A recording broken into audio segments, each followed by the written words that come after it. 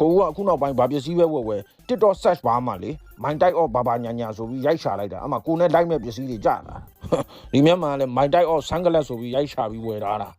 နောက်ဆုံးမိမယူရင်တော့မှ mind type of white ဆိုပြီးတော့ search ဘာမှရှာပြီးယူမှာပြီးတော့အခုရဘာလိုနဲ့တလက်ဝယ်ပြီးရင်3ရက်အတွင်းပျောက်တဲ့ထီးဖြောက်တဲ့ရာသီတောင်ရောက်လာခဲ့ပြီပဲဟာတော်ပြီဒီနှစ်တော့ထီးမလှူတော့ဘူးမိုးကလေးတွေပြောင်းလှူတော့မယ်မိုးကိုချစ်တယ်ကွာဘယ်မဟုတ်လေ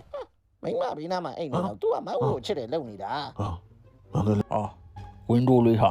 ဒါမျိုး brand လေးတွေမကိုက်ရတာကြာပြီဟာ no way လားမသိဘူးno တော့ကိုက်လို့ဝိုင်းပြန်လာပေးမယ်တိလားလူမသားကိုက်လာအောင်ကျေးဇူးပဲနော်ဟာအစာလေးပါလားနေအောင်ဆွတ်ဆက်ဟတ်လို့မရဘူးအစာဒေါင်လိုက်လှုပ်နေပုံထောက်ရင်ဒါထောင်ချောက်ပဲငယ်တော့ကမူလာတဲ့ငါးဖက်စာမှာတင်ခဲ့ရတယ်ထောင်ချောက်တက်စင်ထားတော့အစာများသည်ဒေါင်လိုက်လှုပ်စီဖြစ်နေပြီးကျွန်တော်တို့ငါးများကိုဟတ်အောင်ဆွဲဆောင်နေလေးရှိသည်ဟာကောင်းလိုက်တဲ့ငါးအောင်တော့မူလာတဲ့ definition ကိုအခုချိန်ကြီးရတယ်မင်းတို့လူမသားတွေပညာမတတ်တဲ့ငါးတွေပဲမင်းတို့ထောင်ချောက်ဆင်လို့ရမယ်အားတို့လူပညာတတ်တဲ့ငါးတွေကိုတော့ဒါမျိုးလာမဆန်းနဲ့အားတို့ဘိုးဘွားတွေပညာမတတ်ခဲ့လို့မင်းတို့ထောင်ချောက်မှာအသေးခံခဲ့ရ